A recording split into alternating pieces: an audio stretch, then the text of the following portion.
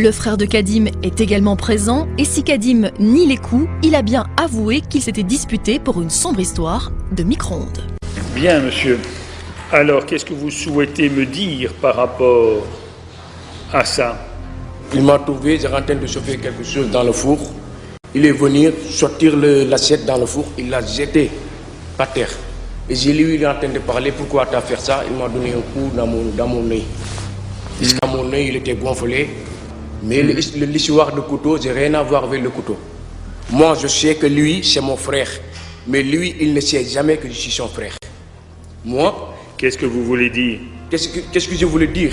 Parce qu'en fait, c'est pas possible de vivre avec son petit frère dans une même maison, mais toujours, il le provoque des histoires, toujours, il le provoque de n'importe quoi. Mais donc, par rapport à ce qu'on vous reproche, vous dites que vous n'avez rien fait.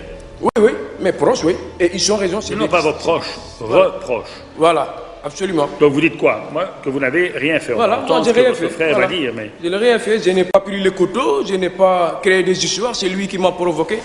Bien. Et vous, monsieur, quelle est votre version des faits?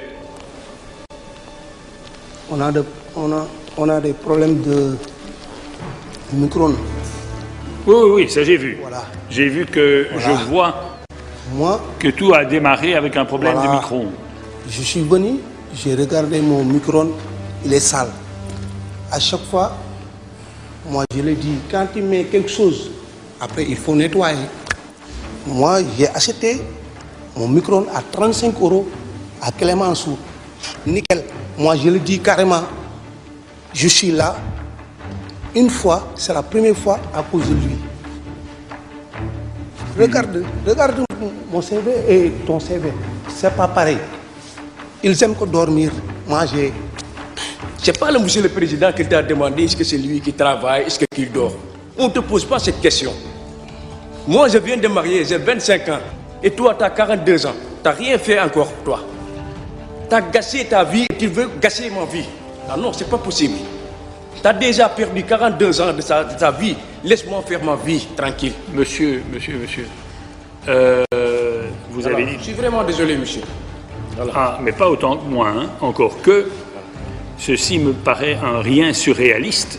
Le frère de Kadim n'a donc pas supporté que son micro-ondes soit sale, ce qui a provoqué la bagarre et les coups de couteau. Des coups que nie toujours Kadim.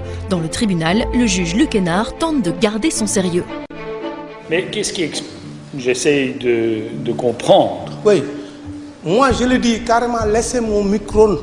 Tu ne nettoies pas mon micro-ondes. Oui, c'est d'accord. Voilà. Le micro-ondes, c'est pas son micro-ondes. Il dit toujours c'est mon micro-ondes. Mais c'est quelqu'un qui l'a donné l'argent pour aller le chercher. C'est pas son micro-ondes. Toujours qui utilise cette parole-là. Madame le procureur du roi, vous allez m'expliquer le détail de tout ça parce que ça devient un peu compliqué. Succinctement, vous exposez les... Me donner un mot d'explication par rapport à ce micro-ondes. Pour éclaircir cette histoire, la procureure du roi Sophie Morel lit le témoignage d'un ami du frère de Kadim, présent également, et qui affirme bien que Kadim a porté des coups. La victime a menacé Kadim en lui disant que s'il touche le micro-ondes, il allait le tuer. Kadim aurait pris le couteau, donc le prévenu a bel et bien pris le couteau qui se trouvait dans un tiroir de la cuisine et a menacé en disant « si tu me touches, je ferai usage de ce couteau ». Ensuite, donc la victime a malgré tout foncé sur Kadim, qui était donc avec un couteau, afin de le frapper. Il est vrai qu'ils se sont battus et que c'est probablement à ce moment-là que le couteau aurait blessé monsieur ici présent, qui présente une plaie superficielle à l'omoplate ainsi que 2 plaies superficielles à l'index. Néanmoins, vu l'absence d'avocat, je dois quand même attirer l'attention de monsieur le Président sur une potentielle provocation de la part de la victime qui a quand même été relativement violente tant dans ses propos que dans son attitude envers le prévenu ici présent. Voilà, Monsieur le Président, ce dossier relativement rocambolesque. Alors, Monsieur Kadim n'est absolument pas connu de mon office et donc je serais tenté, Monsieur le Président, de vous suggérer une suspension du prononcé. Je vous remercie. Kadim n'a jamais eu de problème avec la justice. Sophie Morel est donc clémente et demande la suspension du prononcé. En d'autres termes, qu'il n'y ait pas de sanction. Monsieur, que souhaitez-vous me dire? Moi, c'est fini pour moi. D'accord. Je prends mon micro, je l'ai amené un autre pas ailleurs. Mais en tout cas, aujourd'hui, vous demandez rien. Rien du tout. Moi, j'ai quelque chose à demander. Oui. Je ne veux plus qu'il me provoque, je ne veux plus qu'il m'approche. Non, c'est ça. C'est tout ce que je me demande, c'est la paix totale. Bien. Voilà. C'est une toute petite chose. Parce que si j'ai quand même été relativement indulgente dans mes réquisitions, je voudrais quand même que l'un et l'autre vous rendiez compte que la raison pour laquelle vous êtes ici tous les deux, c'est qu'un de vous deux a quand même fait l'usage d'un couteau, que vous vous êtes battus, et que pour le même prix, il y en a un des deux, et pas nécessairement celui qui a pris le couteau, qui le recevait en plein cœur, ce couteau. Hein.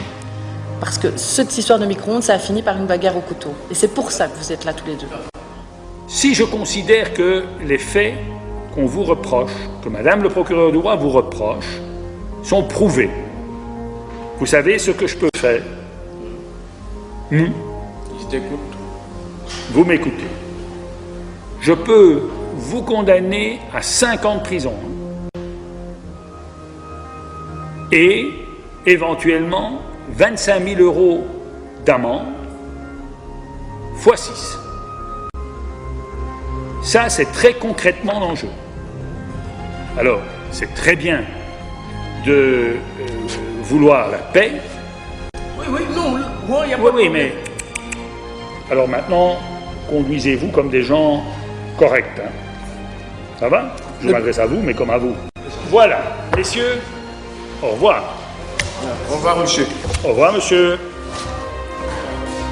Le juge doit maintenant délibérer. Va-t-il suivre le parquet de Bruxelles qui propose la suspension du prononcé?